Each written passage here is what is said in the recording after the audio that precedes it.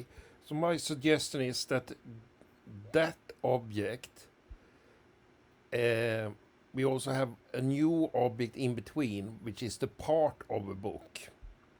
The cool thing then is then we can add sources like this one also to that part of the book.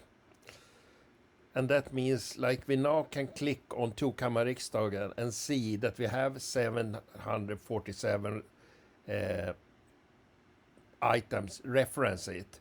We could also see where in the book is using what kind of source. One thing which I have spoken a lot about and written about is that in Wikidata we add sources like this, but we don't add a trust level. I guess a book like Tvåkammarriksdagen maybe always has trusted sources, but I think for a research person it could be interesting to also add characteristics for a source, like they have a bias and so on and so on.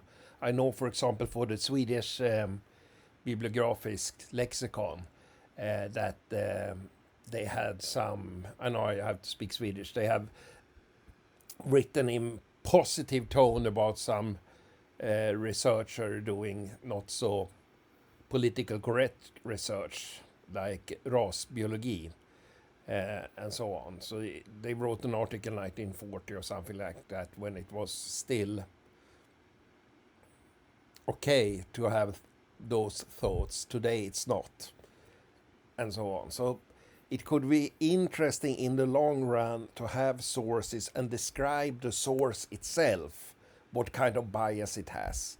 And if we can do this in your research community, where we don't get the bias of Wikidata, that would be even more better. And then you can have orchid for the person doing this statement.